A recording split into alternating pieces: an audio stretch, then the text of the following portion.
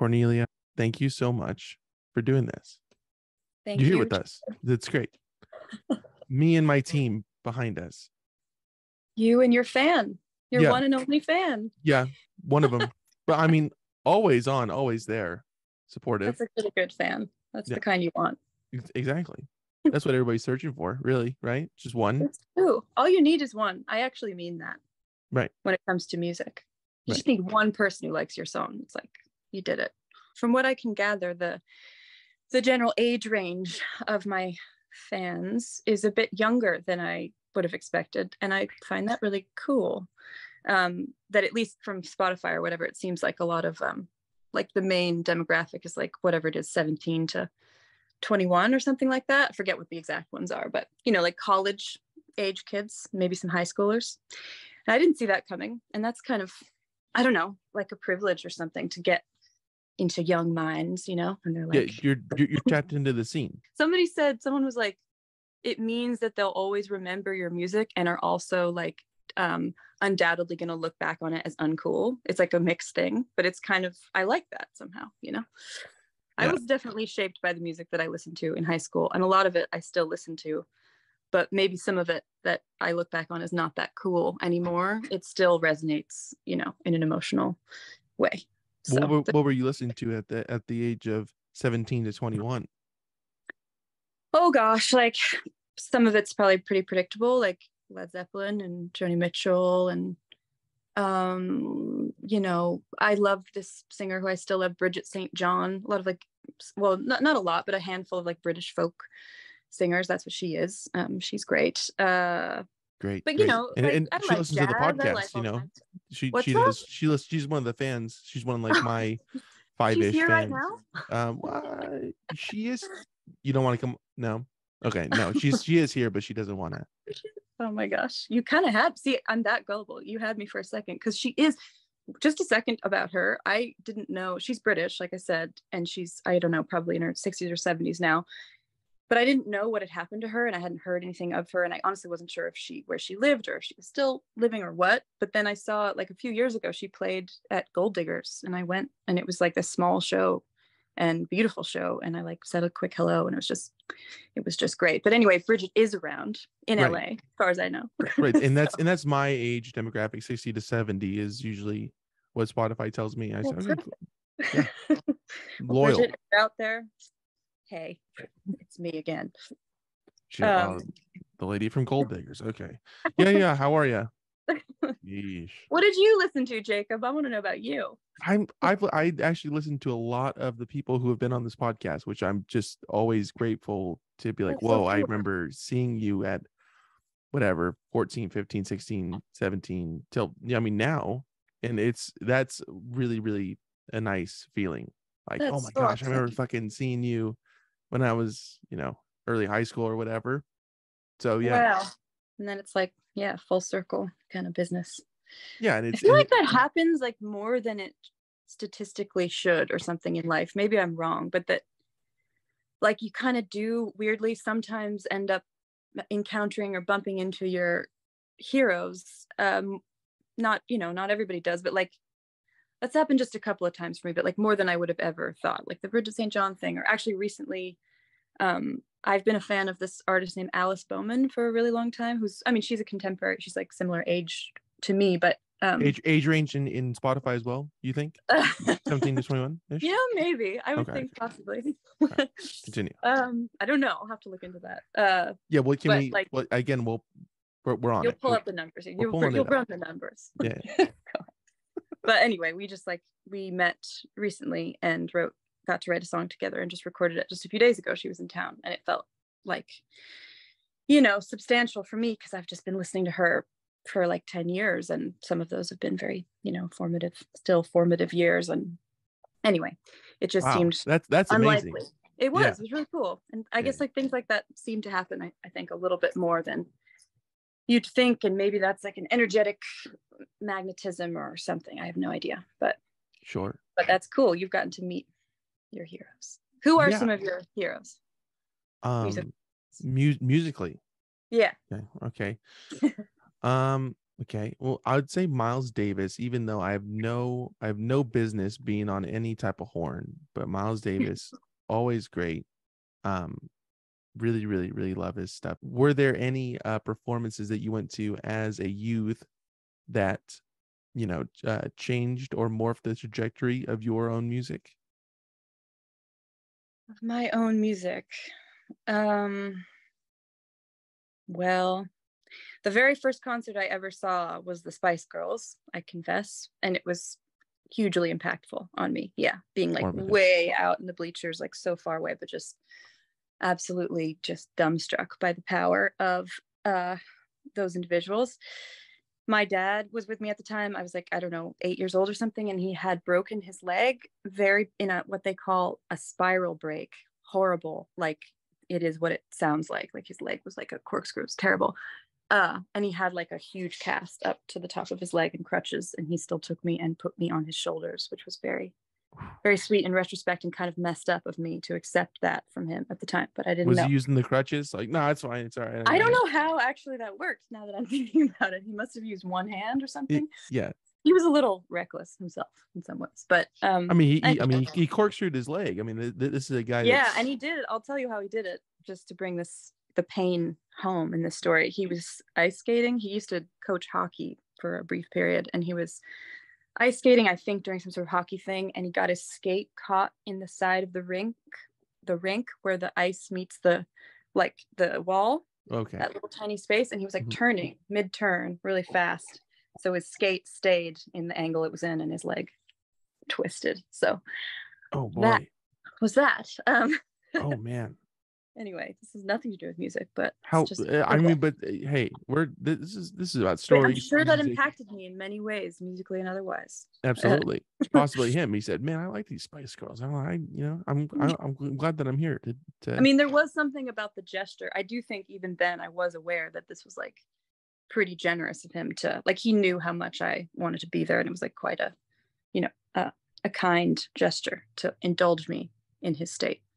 And so it made it seem even more special, I think, in a way. But gosh, like music that actually influenced me. The first concert that I ever went to by myself, which sort of stuck out because that felt like a socially brave thing to do, or kind of scary thing to do, to not go with friends or anything, was I saw Yo La Tengo in London when I was like probably 15. And that was a pretty amazing show. I love Yo La Tengo. I still do. And I really did then. And yeah, I don't know. I mean, I guess being alone, there was less to distract me from the music. And I think I felt kind of adult. And yeah, it was a really inspiring show. And I did meet some people there, met new friends because we were into that band, So that also felt kind of cool. But yeah, I mean, yeah, I guess I probably have been influenced somewhat musically by Yo La Tengo, to name one of like thousands, but they're great. So only like 999 more people. Yeah, this is gonna take a while. Yeah. Okay. All right, let's break it down. Well, real quick, going back to your father, did he get back on the rink? Just to wrap that story up. Oh yeah, sorry, I tend to flit around. No, that's just a personal. No. I was curious. Yeah. I mean, he was on those crutches. He was in like a wheelchair for a while. He was on the crutches for what seemed to me at the time like forever, like a year. I don't know now how many years it actually was, or if it was just 1 year or something. But it was a long healing process because that type of break is like really bad.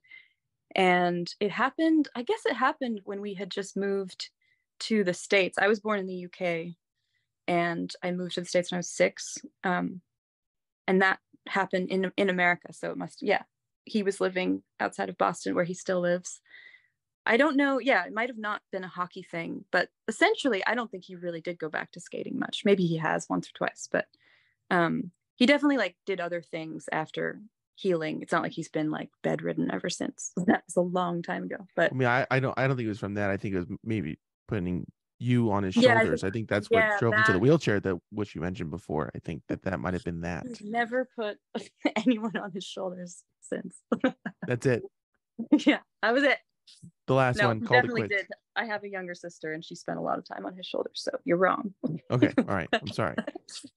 It might have been easier to put you guys on his lap in the wheelchair. I'm just saying, perhaps. You know, I do remember that. Yeah. I remember going to Disneyland and getting to skip a bunch of lines because of his wheelchair. I think that's how it worked. That's kind of cool.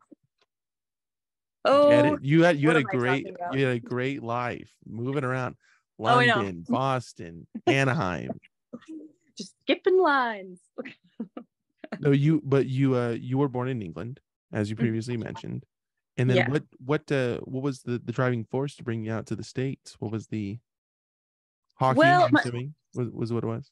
No. That would be funny if hockey was this huge part of my life. It's not. Not anymore, but it was. Gotcha. I understand. Yeah, something like. I'll just let that be the story because that's way more interesting. Both my parents are essentially American. Like my mom's side of the family is kind of a bit of a mix. Like her mother grew up in England, but she grew up in America. My dad, both of them grew up basically in New York and also kind of the Hudson Valley area of New York State. So, and they didn't intend to stay in England as long as they did. Like I think they went over for my dad's job that didn't even last all that long, but they stayed for like a decade. So I was just born out there, but it was always the idea that they'd go back. Basically, they split up and then decided to move back to the States. And my dad moved to Boston separately, yeah. And my dad moved to Boston and I moved to Boulder, Colorado with my mom. So it's a bit complicated, but it just, I think they always were going to do it eventually, individually or together or whatnot. Whatever it took. Did they notify each other like, hey, I'm moving back to the States? I think they must have.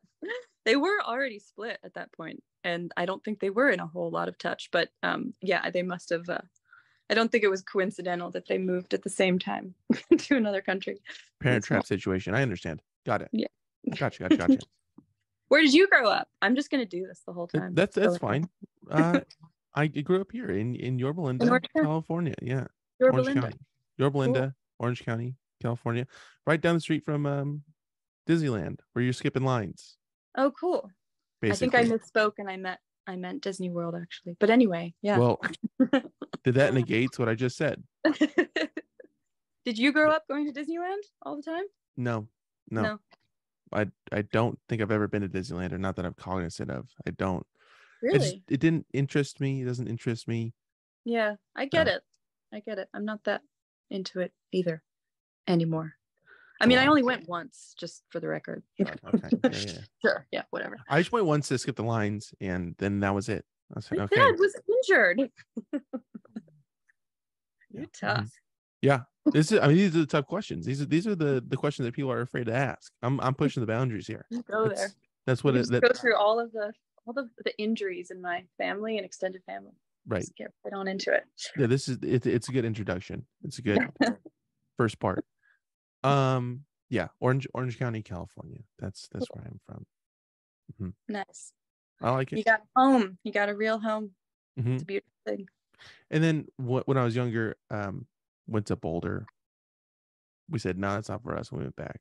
Then we tried Boston for a minute, Hudson Valley area. And came right back. I don't blame you, honestly. I really don't. I like Colorado. I visited when I was a kid. I went about 3 times. Where did you go?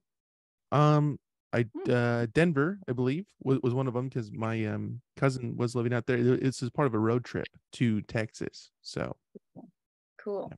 Mm-hmm. I'm about to go on a road trip in a couple of days. Speaking of road trips, to Nebraska. Is this on pleasure or business? I guess in a way it's business. Weirdly, but I bought a little house in the middle of nowhere in Nebraska for practically nothing. It's a real miracle. It's a fucking mansion. We get it. You're made of money. This is the life of a LA musician. They make so much money. They don't. I already have too many houses in the area. Can't believe, of LA. I almost want to say how much I bought the house for, because it's absolutely shocking. But it was an amount of money that I can't believe that it happened. Honestly, it was practically nothing. But you know what we're gonna do afterwards? We're gonna run the numbers. Run the numbers. Look it up. We're gonna put it. Yeah. I can't wait. So are you really visiting, fun. or are you going to move out I'm there? going What's to the work. plan? So this house is like, it's unlivable at the moment. It's a small, what they call prairie style house from 1909 in this little town of like 800 people. And I'm trying to fix it up, and it's been a very slow process because I haven't been there, and it's just I'm trying to do a lot of the work myself actually, which is kind of out of my element, but I'm trying to learn some things. Basically, this trip I'm going to try to finish taking down all this wallpaper off of the walls that is like many layers thick, and it takes a really long time to you use this like industrial steamer thing that you got to get from the hardware store. It's pretty labor intensive, but it's satisfying too. It's kind of fun when it strips off, but that's what I'll be doing so that I can plaster the walls next and yada yada yada. There's a lot to do. And you're filming for your HGTV show, correct? Like this is. I really should. I Yeah. should think about that. You Or know, or a Magnolia Network, whatever your taste is. You want to be my manager? Because I could use a little direction. I mean, I'll be like an associate producer, maybe. Okay. All That's right. like, yeah. AP. Yeah. Cool. Just kind of say, of course, that's such an LA thing. Oh, an AP. I always had to abbreviate it. Yeah, I'll send an them agent. No, but I have an AP. Yeah. That's all. AP, like, oh, that's not really what we're asking about.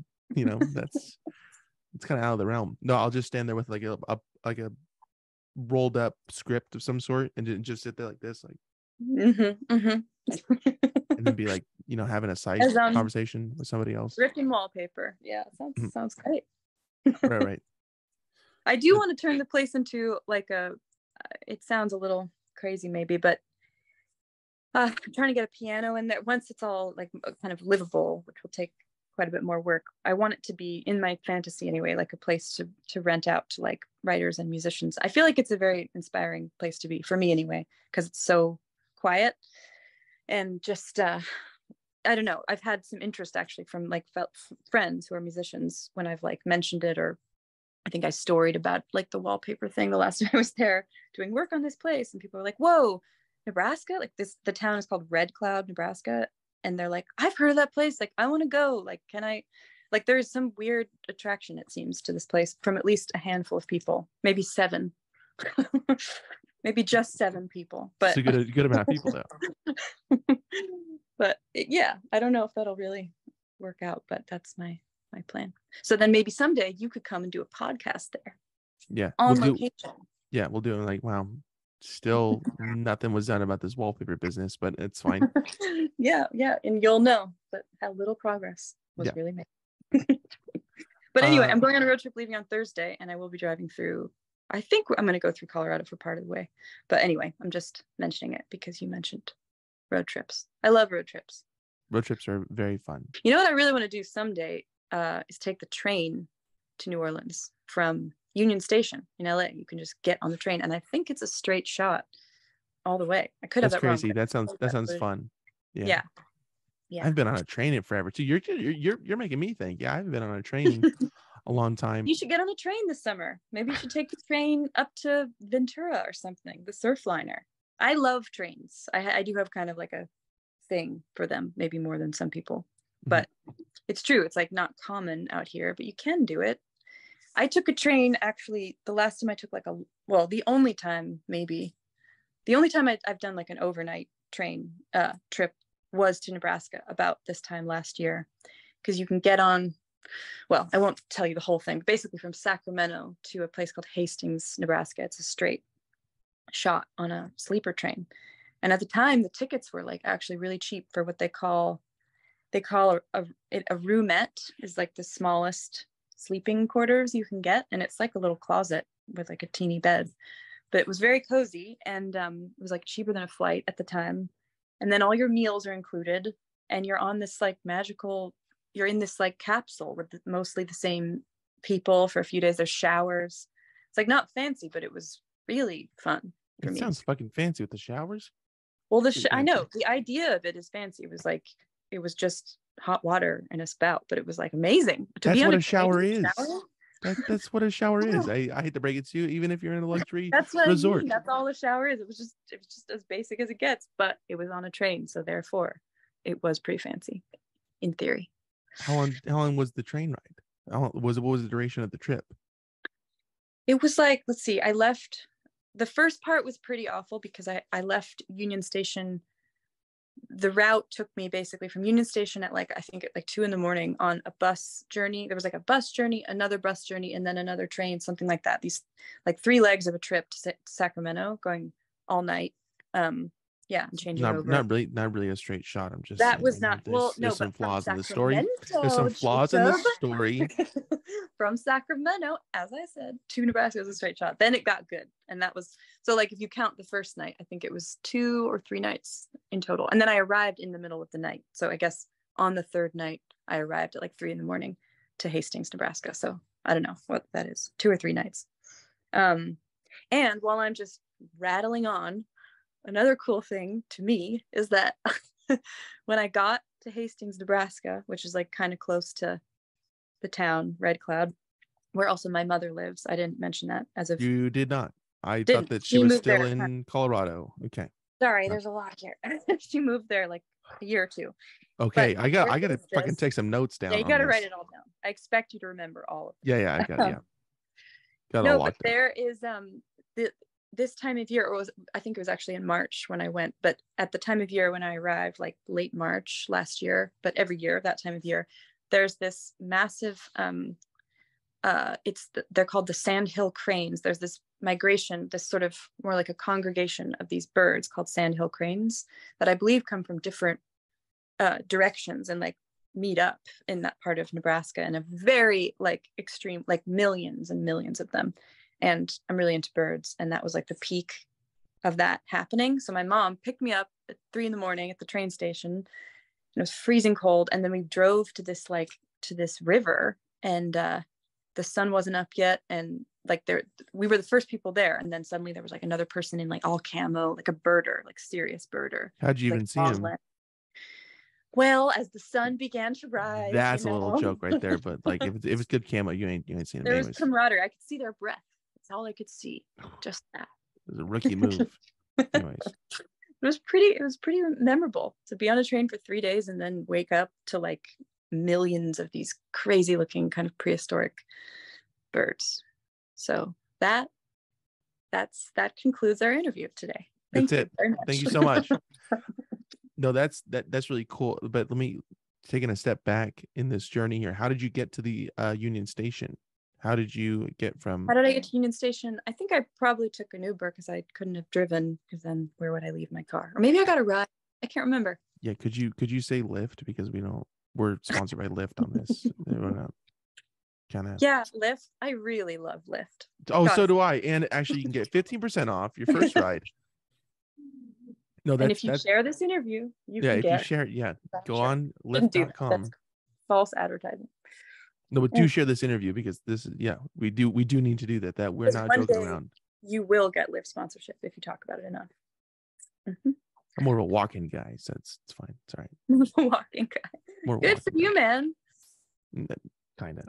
It depends. If I'm on a trip, I'll get into the swing of things with walking. I walked a little bit on Friday because I lost my wallet. Oh. And where? In Yorba Linda? San Diego. Oh. Yeah. Is San Diego kind of a walkable place? I don't know it that well. Yeah, it is. I have 2 buddies over there, Naps and Cameron. Very nice guys. They let me stay at their house. And we took a little walk in the morning. And that was very nice. We walked to go get some coffee. I see. For what? For leisure. Oh, for leisure. Yeah. No. Mm-hmm. Well, they went on a bike ride, and then they're like, let's go get some coffee. I said, whoa, okay, all right. So then we went to get some coffee. And that was a great time. My coffee and then was you paid lost for. Your wallet. No, that was the night before. So my coffee was paid for by Naps, and I do appreciate that, Michael, if you're listening. And yeah. Did you know at that point that you lost it? Oh yeah. Well, that's why I started walking back. It's I only have my phone. I don't want my phone to die. I didn't really know what the way was to get back to their apartment. So I'm just going on a walkabout. A walkabout. A walkabout. That's what I did. I like that term. Getting back to you, Cornelia, we've really gotten sidetracked here, but I like it. I like too. I don't even think we're going to talk about music at all this time. Totally fine. I think we're already over that. So, Nebraska. Now, Yeah, you moved around, bounce a bit around when you were younger. Yeah, a lot. Okay, a lot then. Oh, sob Yeah, story. you Well, bounced around sorry, a I should have lot. just said yes. Yes, absolutely. It's fine. Um, did these different locations have an effect on the music that you would go on to create? Like in hindsight, do you think like, oh, since I spent time at here and over here and over here, did that eventually make its way into music for you, bouncing around location wise? I mean, I think, of course, in a way, like, uh, like whatever you're compelled, if one is compelled to write songs, they must come, or at least for me, it's like, I guess, the urge to write something comes from usually like something I'm thinking about or I've been through or some experience. So I think probably like moving around a lot, not having a fixed sense of home has led to all kinds of feelings that I've probably gotten out in various songs. I don't know exactly like in a particular way or in terms of like influences that I picked up, but I mean certainly that too, like living, I don't know, like in upstate New York, like there, I remember, like, this is maybe a terrible example, but I lived in upstate New York, like in the Hudson Valley in my early 20s, and like Levon Helm still around at that time. So it's like being exposed to him when he was alive, and then therefore like the band, like whatever. I mean, that's, I feel like a really stupid example, but No, it's good. It's good. It's good. I like it. but I like like it. everywhere you are, you're gonna pick up something, and but then again, I feel like I don't know. I might just listen to the same kind of music that I do, the same artists, regardless of where I lived. It's hard to say. So just Yola Tango. That's it. Right? In London at I 15 years haven't old. thought about Yola Tango in a really long time, but now this interview is going to make it sound like they're Big just fan. it. I guess they are. Good. Yeah, I think the answer is more like in what comes out in songs, of course, I think relates to maybe feeling like lonely or alienated or like identity stuff, and all of that probably connects to having Boulder, moved around. Hudson Valley. These things. Got it. Yeah. I'm with you. Um, where were you when you first started making music? What area of the country, or even in England? Or Probably a not. third option? I'm trying to think, like like when I first like consciously started coming up with songs or something. Just Um, tinkering around with music. I mean, I tinkered around like from a pretty young age, probably like Boulder, I would say. I Okay. moved there when I was 6, and there, I think in my childhood, I definitely like played around with what a song is in my, imagination. But I guess like when I was 13, I guess that was sort of the start. I met, well, so at that point, my mom had moved to this place called Cherry Valley, New York, which is another really tiny town, not in the Hudson Valley, further upstate. And I don't expect you to remember this. I really don't. No. But there was this guy there. I'm keeping it in. I'm glad that you clarified it, because I don't want to look like a schmuck saying that it's by Hudson Valley or right near it when it's Yeah, like north. not that even matters at all. I'm just It trying to certainly be does, though. Geography accurate. matters. That's all. Anyway, there was this dude there who taught me, I think he gave me like one guitar lesson. That was the premise, was I wanted to take guitar lessons, and he was my next door neighbor. But then he had a band, and he asked me to sing a song, and then suddenly I just started singing with this band of like kind of older gentlemen, which was my first band. And I was like a 13-year-old person, but it And was that was Peter Frampton, right? If I have that yeah, correct. yeah. I didn't want to like name drop, but No, we got it though. Yeah. It was No, his Peter name was Frampton. Carl Baldwin, and he remains a friend of mine. And it was a cool experience just to like understand what a microphone is, and like to get up, and it was nerve-wracking, but I got a little bit used to it back then. And then I will say one other thing, actually, because I want to give a shout out to this other person, this woman. About a year after that, I met this woman named Robin Lane, who is an amazing singer songwriter.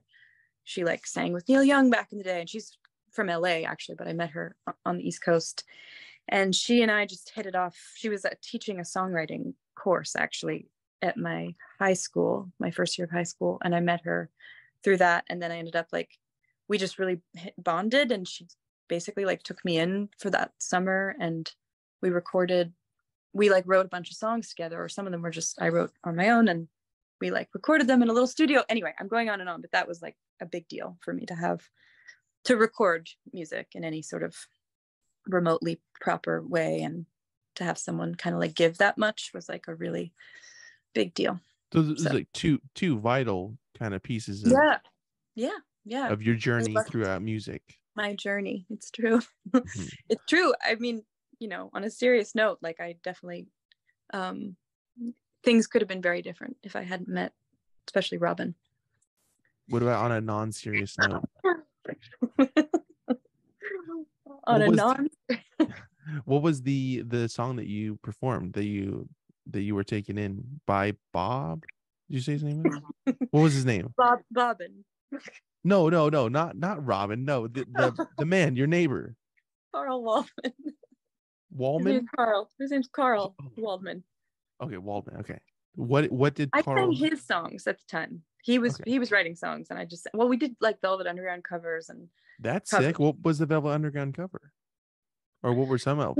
Actually, it sounds a little fucked up in retrospect, but the first one I did was Femme Fatale. And I love that song, but it was maybe a little, provocative as a 13-year-old. You should have sung Heroin. That would have been a good one. That would have been. I think we did get there, actually. Okay, good. Experimental. Yeah. It was, yeah, I thought so. I felt pretty cool about it at the time. But yeah, I sang mostly Carl's originals at like the bar in town. Things called the Tryon. It's like probably not many people there, but still a show. Show's a show. All you need is one person. Or like 7 fans. One person, 7 fans. Yeah. Fans, not people. Fans. Yeah, just actual fans. Yeah. Fans, yes. Circulation is key. I mean, that's something that's overlooked in this business. It's like you got to have ventilation of some sort, and that's the colder people are, the more they pay attention. You got to keep them on their toes. It's true. That is true. It's better. You're working, more on it. I think if you're cold. Mm-hmm. Mm-hmm. Yeah, and there's nothing more that I love to do than to sing when I'm freezing cold. Right. It's just great. It's ideal. Cold showers are great too. I've been trying to do that more lately. Yeah. It's very trendy. I heard it like, hey, it'll wake you up more. Mm-hmm. I said, okay. You're doing the Wim Hof breaths and all that? No. You're like so sick of being asked that when you mention cold showers, I'm sure. Look, do we just stop talking about Wim Hof? No, he's a good friend of mine, and I do like him, and he's cool to hang out with. We did study under him in Poland, but that was last year. That was so long ago. I mean, I talk to him every once in a while, but yeah, and he's doing his thing, I'm doing my thing, which is cool. Yeah. Wim Hof. Cold showers though. Being cold is good. I like I don't really like being cold, but I'm into that. Like when you've been really hot, like in a hot shower, and then you get a cold flash. I think that's good. A cold flash. Well, it's cold. Like I've heard of hot flashes. Nothing about a cold flash. That was a weird way of putting it. It was really weird. That was a strange word. Maybe a cold snap would have been better. I've heard that before. That's more like weather, but okay, fine. How about a cold splash? How about a cold rinse? Cold rinse. Okay, never. How about an ablution? Well, I can't even co-sign on that. I don't know what that word means, but okay. I can keep going. Okay. A baptism. Okay. Anyway. Do you like hot springs, Jacob? Never been in one ever. Really? But yeah, I do want to. Californian, and wow. I know. Okay, I understand. All right, I haven't been to Disneyland. I don't know what a hot spring is, or been in one. I do want to try one, but don't they? Some of them, not all of them, stink really bad, like sulfur, right? They do smell like sulfur, like the natural ones usually, but I kind of like that smell, honestly. That's wild. Just saying, if you're into hot springs, that smell might grow on you. It'll stay on you for sure. Yeah. Well, it does. Yeah, it does. It'll stick. It turns your jewelry. If you have like any silver on, it oxidizes it. That's kind of wild. If you don't know that's going to happen, turns it black. Anyway, I don't really wear jewelry, so that's not what I'm worried about. I'm worried about smelling, we just have nothing to talk about, dude. No, this is it. No jewelry, no hot springs, no Disneyland. Yeah, I do. That's been there's been a goal of mine in the back of my mind to do that, to go to a hot spring. I'll do it one day. I only mention it because I guess one sort of great memory I have of the cold water experience was like jumping in a river after being in a hot spring, which was in Ojai, which is not that far away, which you can go do if you want. But it's pretty amazing. Take the train. I get it. Yeah, take the train. Mm-hmm. You know what, Jacob? I'll give you a ride. I would really appreciate that, to the train station at least. I don't know. To the train station, and then you're on your own until Lyft fucking sponsors this. Then yeah, I'm relying on a ride, so that'd be very nice. Thank you. It's just walking for you. That's it. Yeah, just a jaunt, if you will. Wait a second, but how'd you get your wallet back? I didn't. I'm still walletless. Oh no. Yeah. Wait, that's like a week ago? No, we're okay. So for the people listening at home, we're recording this on Tuesday. This occurred on Friday. Mm-hmm. Okay, so just a few days, but that's still sounds kind of hard. I guess there's Apple Pay and stuff these days. I do not have Apple Pay. I don't even have an Apple phone. I got cool. Samsung. Yeah, because I'm a cool guy. No, yeah, I have great. Samsung. I don't do online banking though. I don't like doing that. And you know what really sucks is that I had like a sizable amount of cash in the wallet. I was like, oh, I went to the bank earlier, and I was like, oh yeah, let me get a few amounts of money. And they said, there you go, and it's gone. Also, these stickers that I made were in there. Gone? Some of them, yeah. So you have any more? Yeah, I do, but I brought those specifically to San Diego because I was going to go see a show. Los Bichos. Have you heard of them? Oh, I don't think I have. Really good band. Great name. Yeah, really, really great name. Really good band. Solid. So you lost the wallet. Was it at the show? It was at the show. I was eating pizza, and went across the street. I was like, "Oh, where's that wallet?" And then I went back in the bar, and they didn't have it. Went back to the pizza store. They didn't have it. Went back to the liquor store. They didn't have it. And I was checking around. I was like, "Ooh, okay, all right, well." So I apologize, Los Bichos. I didn't get to see the performance because I started walking back. I was like, "Oh, I got to figure out how to get back in case my phone dies or something." So, bummer, man. Yeah. Didn't even get to see Los Bichos. I didn't see I'd seen them before, and they're great. And go listen to their appearances on here. Cornelia will absolutely go check those out as soon as we're done here, right? I absolutely will. Mm-hmm. Yes. Because you already subscribed to this podcast. You were a big fan before coming on. I have been tuning in since I can remember. Who's your favorite guest? Shut up. What was your favorite episode? I did look into it a little. I saw that Lael Neal was on here. Oh, great. That was a great one. I saw, I'm gonna get back to you on that, Jacob. We're gonna run the numbers. We're gonna follow up by email, and we're gonna correct any moment of this interview that was a little awkward. Sorry, I was paying attention to my producer the whole time. We did run the numbers and we got the price point on the house. So we're just gonna pull it up right now. So now you know, and I know, and that's all who needs to know. And now they know. It's right there. This old lady sold it to me like off market, who she hadn't lived in it actually for 6 years, but she had lived in it for many decades before that. And then her mother had lived in it before her as like a single lady. And she's this really cool, she's like a plains woman. She grew up on a farm in Kansas and took really good care of this house. And she just liked the idea of a woman having it, I think. And I was like, I'm going to fix it up and do my best. That's partly why I really like her. And I feel it's been taking a while to get things going. And I want to do Mary Rybold proud. That's her name. So anyway, that's the story of the house. This is for you, Mary. But you thought it was more. But we're gonna take down the wallpaper. But besides that, it is for you, right? Remember, we're gonna be steaming those walls. I might just come out there with you. I might just see. That's kind of what I'm trying to say, Jacob. Let's do it. Let's get out there. I could use a hand on the house. Are you? I mean, I'm assuming that you're bringing people out there, though, right? Like it's not just you undertaking. I'm bringing someone on this trip, yeah, and then I'll go back there later in the summer, and I'm hoping some friends will come visit. And not necessarily work, but just to hang out. but also work, like a little bit of But working. also, yeah, I'm gonna say come to hang out, and then I'll like give them the steamer and Yeah. just see what they do. But also, since you're here, we can hang out, we can chat and steam. Same thing. Yeah. Is your mother's within the area at least? She's right there. Yeah, it's a tiny town, just like right around the corner. And she's gonna help out as well. Maybe. Maybe. She's gonna hang out. Okay. She does help out in her way, but I'm not gonna expect any physical labor from my mom. No. More like, she did help out. She helped find a bed. I didn't have a bed in the house, and I'm gonna go and stay there for the first time. I've never stayed actually in the house before because there was no plumbing or electricity, but now there are the beginnings of those things. And oh, so it is like really getting, it's like a really completely going. like no, but you got electrical in there, you got plumbing in there. It's really important. Those things are going. They're almost going. Yeah. By the time I get there, it'll be. I mean, it's like not as good as a train shower, but it's close. Honestly, nothing is as good as a train shower. Take a train shower any day.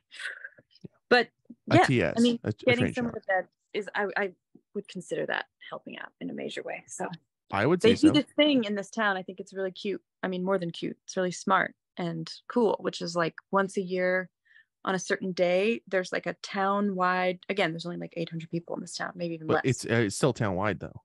Yes, it's still town-wide. Whatever the population is. Whatever it is, town-wide works. Not town long, but town-wide. Gotcha. Town-wide. Yeah, only width. Width only. Gotcha. Everybody puts out all the stuff that they don't want anymore on the street. And it's like a free-for-all. And it's like a lot of stuff. Like I think people would take it really seriously, like a community spring cleaning kind of thing. And so there's like this huge swap of stuff all throughout the town.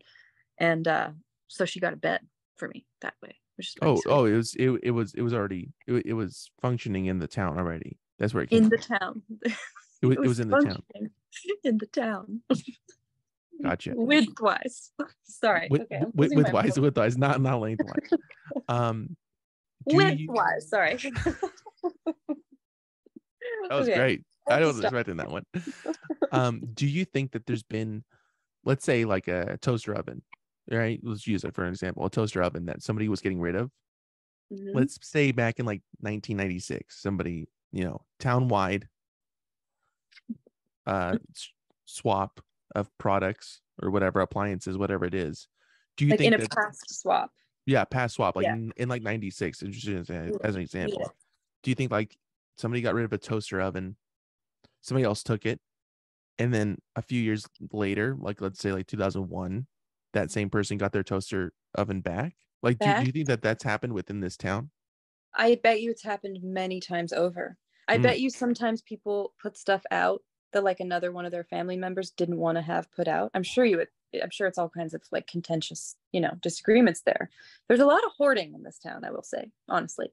So I'm sure sometimes things are put out and then, the husband or whatever, like, I want my toaster back, but it's already been taken. And so maybe years later, if he sees it on the sidewalk, he like scoops it up and wins the battle. I mean, I would think that would happen a lot. I would think so too. I think that that's such a journey. I was in a thrift store with my brother years ago now, and just looking at t-shirts. He was looking at t-shirts and he pulled one out, and it was he was in the band at our middle school, and it was a shirt from that middle school, and his name was on it. I thought that was that's pretty cool. Yeah, that's really cool. Yeah, he bought the t-shirt that was once his. He did not buy it. He didn't. It might have been his. No, what? He didn't want it in the first place. I feel like I would definitely have to get a t-shirt at a thrift store if I saw it and it had been mine as a child. Like, that's just cool. What about if it was like one of your pieces of merch? Would you buy it back? No. See, I think that's where he's coming from with that. You know what I'm saying? But I thought you meant it was like his personalized one, his name. No. It was like just with like everybody who's on the band, and his name was just on it. Yeah. I mean, I still might that, but whatever. Each to his own, his or her own. Well, Jacob, is this how these normally go? Is it this? Okay, this is how it usually goes. With people who have been on multiple times, it gets more and more casual. And I love having these casual conversations. Usually the first one's pretty prim and proper. Like I'm asking you about like this and that and that and the other, but Mm-hmm. that's not how this one went at all. Yeah, I was just gonna say, was this prim and proper by your standards, or? It's pretty prim and proper for like a second time. So I can only imagine when you do come on, when we do it at the new house, what it's gonna be like. I could only imagine. I mean, in Shenanigans. person, all the fans Mhm. on full blast. Everyone, we're gonna blast it. We're gonna blast the address. Yeah, we're gonna be making songs on the Blowing piano. wind. I can't wait. Yeah. That is going to be gnarly, that interview. If this one was already like a second interview, our actual second This interview. one has the feeling of a second interview behind it. Is what I'm telling you. Well, I like that. I feel like I'm flattered by that. So thank you. Yeah. Thank you for coming on for the second time, for the first time. For the first time. Thank you. So I'm in a goofy mood today, but no, this is good. This is really good. fun. This is I'm glad. I thought you were gonna be super stern, like and then in 2014 it's just very, I got my toaster oven back, something like that, like something really stern like that. That's what I was expecting. I mean, I probably did sound like that. Well, then I did this, and then I moved to this town, and then this I'm sure there were some dull moments, but we made it through. We survived. Barely. It's not even done yet. Barely. Hanging on by a thread. Hey, let me ask you away, this. but no. Go ahead. This is a business question. Okay. Lake tier of the clouds. Did you just say Blake? Lake. Okay. You know what? For the listeners and viewers, rewind it. And I'm sure you did say Lake, but wouldn't it have been funny if you said Blake? No. To botch the title of an album? No, I've done it before, and I really feel bad. I'm like, oh shit, I said it wrong. No, sorry, you said it perfectly. That's what I'm looking for. Anyways, that was the debut album for you. That was my first, the first music I put out. Yeah, was that record. Wow, and this is in 2018 ish. Long time ago now. Yeah. Yes. Wait, hold on. Do you feel like that's a long time ago? Let me ask you. I do. It's definitely like when that came out, I definitely was like, I want to make my next record. And yeah, it's been a winding few years, with many sort of stops and starts. Like I was sort of on the way to doing that a few different times in different iterations with different people. But partly like pandemic was a little bit of a roadblock. I had just started recording with this guy, Ben Babbitt, who I did make just one song with right before lockdown hit. So anyway, it does feel like the what hit? What the what? Yeah. What is that? Like, I don't know what I just said. You got locked up. You went to jail before I went to jail. Yeah, it was like jail was such a delay in the process. That'll happen. That'll put some stuff on hold. Another sob story from old Cornelia over here. Jail. And then I went to London. Oh God. It does feel like a long time. 2018. That feels like a long time ago for you. Yeah, doesn't it to you? Like, think about kind of. Yes, kind of. I don't just mean like in a personal way, but in all the ways. In a personal way, no, but kind of. Yes, I understand what you're saying. I guess it is. Yeah. What is it? 5 years, right? 5 years ago. It is what it is. Not that long. It's not that short. It's 5 years. Well, it's half a decade if you look at it like that. Decade. I know. Yeah, it's a substantial chunk. But and I made the record in I think we recorded it in 2017. So it's back there. So fucking 6 years ago. That's even more than half a decade now. Think about it. 2017. Now, what brought you to like, all right, I'm gonna make a record? Oh, I thought you were like, all right, we're gonna actually do this interview now for real. What brought? No, never. No, we're too far deep in it now. No, but when did you realize like, oh, I wanna make this record? I wanna make something happen?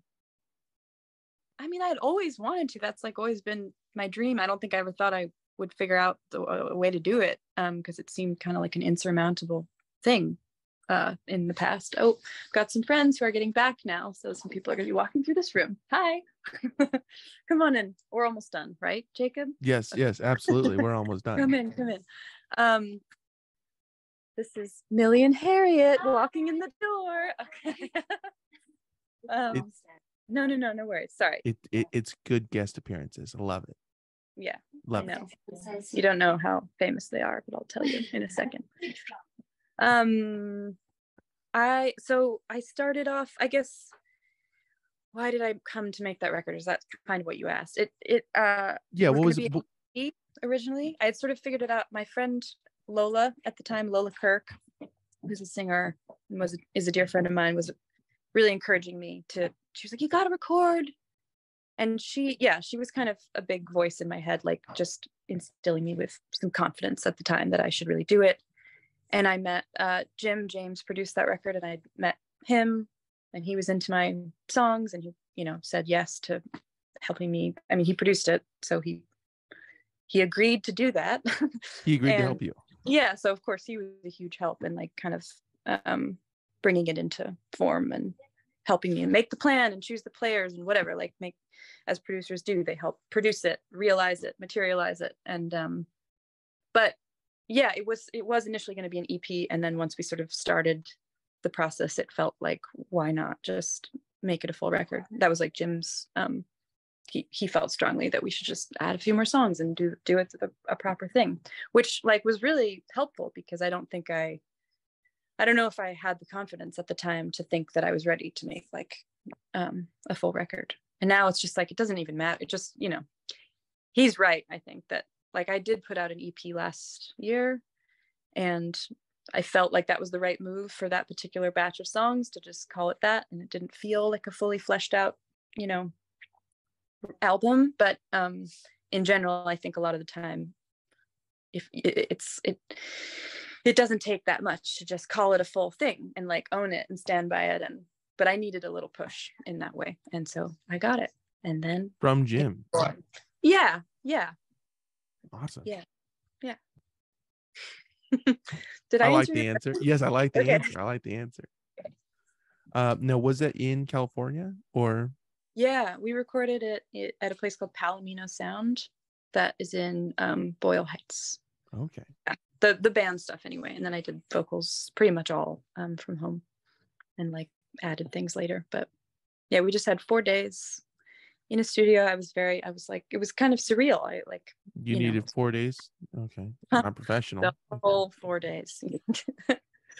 No, that's quick. That's really that's fast. I mean, I actually just recorded, I am making another record now for real, and I just recorded it with the full band stuff in Long Beach just a couple weeks ago. Or when was that? At the beginning of this month.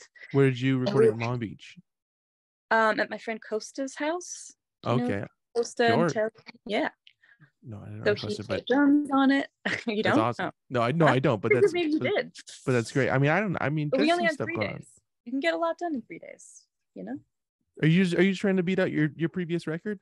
That's all I'm gonna do the rest of my life. Is just try to outdo myself. We did in 8 hours, and that was written and recorded in 8 hours.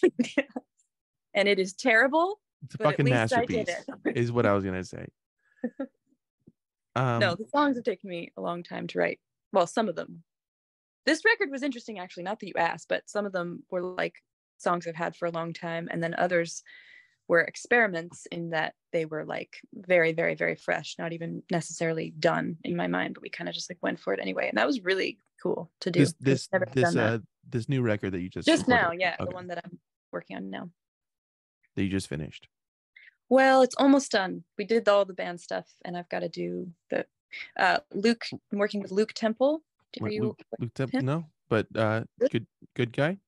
Really amazing dude. Yeah, really great producer, but a musician, songwriter in his own right. He had a band called Here We Go Magic. Maybe you've heard of. I feel like I've heard that name. Yeah, but he also puts stuff out under his own name, and he has a band called Art Feynman that is killer. If you ever get a chance to see them, it's like a 7-piece band, and they're just amazing. But so I'm working with Luke, and we got some arrangements to do, and I got vocals to do, but it'll be done soon. Not that you asked. So it's done. It's done. Yeah. Finished. I'll call it finished. So, and with the second release, it just came out 2021, I want to say. No, Corridor came out 22. But I wanted to say 21 though. Oh, you did. Sorry. No, I put a song out in 2021. If that's why you wanted. Yeah, no, that's exactly what I'm hinting to. It's not that I had the year wrong. Not that I was ever wrong ever. No, 2022 Corridor came out. Yeah. And that was an EP. Yeah. It's like a 6-song. Oh, thank goodness. We almost had to trash this whole thing. This thing almost went. I mean, with all those APs behind you, you got to get your facts straight. like what is that rolled up piece of paper in your hand even for if we're fucking up on this? No, Corridor came out. Yes. Now let me start here. Does that feel like it was a long time ago that came out? That it came out? No. But that I started working on it? Yeah, because it was a long time ago that I started working on it. But I mean, November of last year? No, that doesn't feel like so long ago. Okay, all right. I'm really curious. I got to answer 3 times in a row, so you get it, Jacob. I know. Did that feel different? Did you approach that differently, Corridor, from Lake? Yeah, from Blake. Yeah. You said it wrong. It's actually Lake. I like Blake as a nickname for that record for some reason. Then that's it. Set in stone, Blake. Right. So Blake. Just my affectionate term for it. No, yeah, it sounds good. I endorse that. I'm co-signing that. So Blake and then Corridor. Did you approach Corridor differently than you did Blake? Yes, completely. Because I was pretty much alone for that process. Kind of learning how to use Pro Tools and produce, even though I feel like I'm very what's the word, like nascent I don't call myself a producer. I would like to do more of that in the future, at least for myself, like become more knowledgeable about it, because I do feel strongly about how I want to hear things, and I do have ideas and arrangements and things come sometimes about how I want it to be, but nonetheless it was a huge change to do that for myself and have to kind of stand by my ideas without a lot of feedback, and it took a while to make it.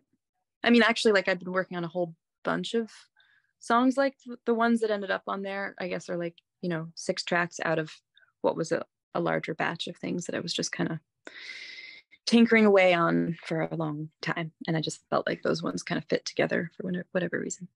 Right. But yeah, it was different. If you produced, let's say, like 2 other records or projects, would you then consider yourself a producer? Would you then, like, I'm also a producer? Like, what is the number that you'd have to reach?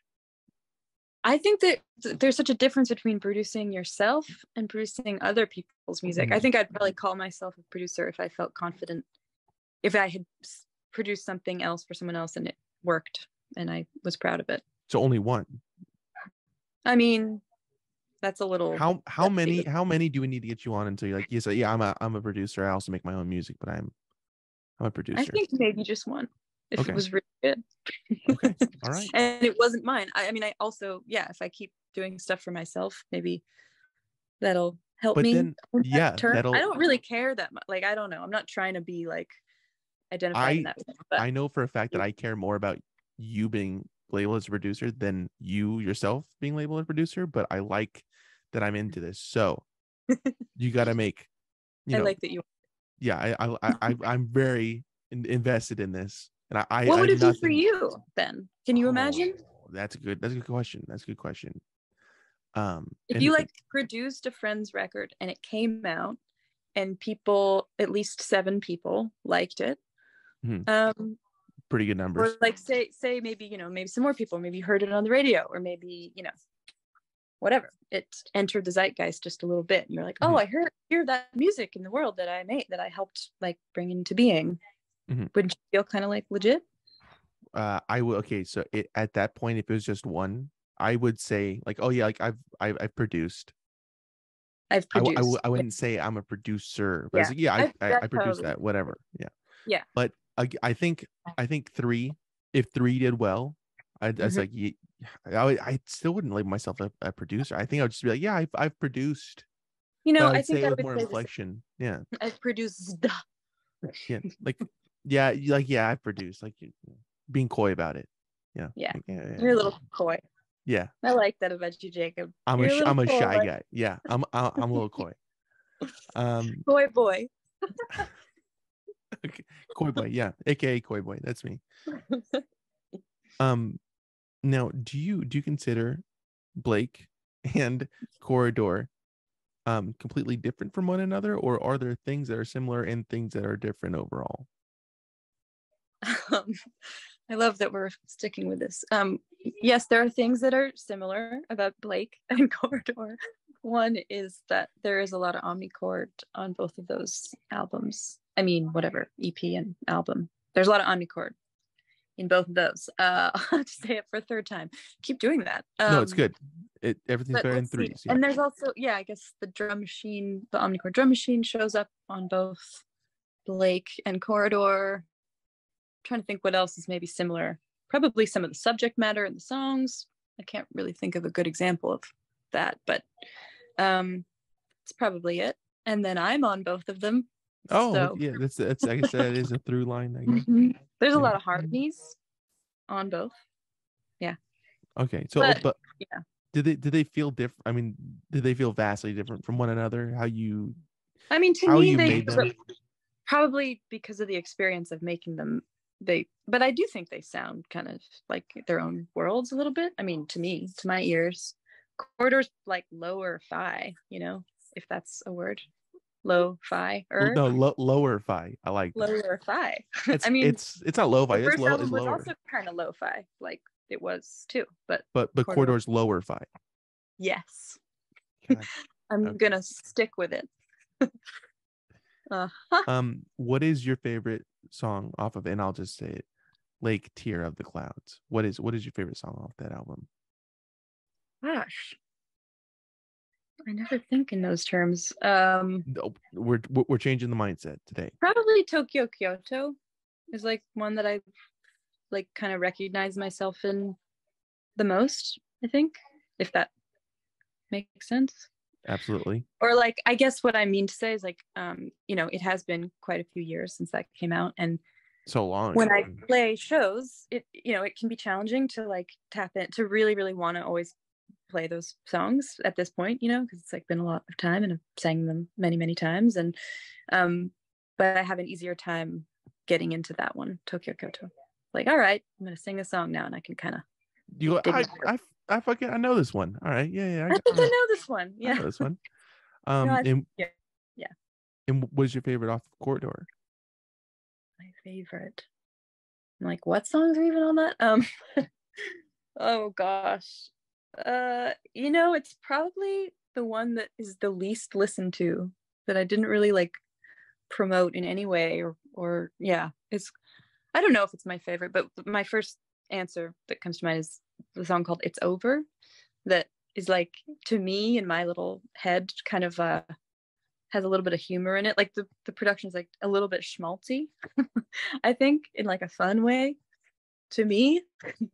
To me and only me, personally, it's like a little bit jazzy and like goofy, and was just sort of a different like sound that I never played with before. Okay. Yeah. It's got a good bridge, I think. There we go. This is the nitty gritty. Yeah, the bridge. Let's break it down. The bridge. Song by song. Cornelia, it's been a really pleasure of mine, a really big pleasure of mine. No, it's just a really pleasure. It's been a real pleasure. Really pleasure. It's been a really pleasure. It's been a pleasure, Jacob. It's been a real pleasure. Having you on, but before I cut you loose here, I got some promo to do. So, okay. Cornelia's music streaming everywhere. Wherever you get your music, that's where you can find it. And the people can purchase Blake, aka Lake Tear of the Clouds, and Corridor through the Bandcamp. Is that the best place to find both of these? That is a good place. I'm sorry if you hear the screaming people upstairs. Bandcamp was great. Bandcamp, okay. And that is at corneliamurr.bandcamp.com. That'll be linked below. It is. And the people can find the merch and the live dates and the lyrics and all that good stuff at your website, right? That's the best place? Yeah. corneliamurr.com. Good site. I checked it out. I was like, whoa, hey. Thanks. Check it out. It's all there. Tuning up, I think, but yeah. No, it's good the way it is. And go leave a comment. I do the same fucking thing. Yeah. So no, it looks good. And also tours and whatnot can be found there. I don't know if I mentioned that already. Yeah, I can make sure I've updated the dates because some tour dates from May just got switched around. But yeah, I will be touring. I'll just say it here just in case I haven't fixed it on the website yet. I'm going to be touring. Do you know the band Oracle Sisters? They're based in I'm touring with them in September on the West Coast. So that is in late September. Late September. Okay. Yeah. And like, so we're doing like Seattle, San Francisco, and LA for now. Might be some more dates. Good deal. And that'll all be fixed on the website when this comes out. Yeah. And I'll check right after we get off to make sure that it's right. And you can also stay up to date with all current tours, shows, renovation hacks, whatever it may be, by following Cornelia on Instagram. It says at Cornelia Murr. No underscore, no nothing, just straight across. Straight up. Straight up and down. Up and down, not widthwise. Only in red cloud. Citywide. Width. Cornelia, you're awesome. Do we have anything else to promote before we go here? No, just that I'm dropping sort of the secret that I am making a new record, and I hope it comes out next year. But I'm psyched about it. It is happening for anyone who doubts me because it's been so long. It is happening. Bad news, doubters. It's happening. Yeah, that sounds like a threat. But now there you have it. No, it's just bad news is all it is. Yeah, so keep an eye out for that. And that'll be out next month. Yeah. So this was recorded April 18th, so May 18th. Yeah. May 18th it'll be out. Just keep them on their toes. Good deal, yeah. Maybe. In between here and there, maybe. Yes, something like that. Thank you, Jacob. You're awesome. Thank you so much. I'm gonna stop recording this. I'll talk to you in a minute, okay? Okay. Thank you. Thank you. Okay. Okay. All right. Bye.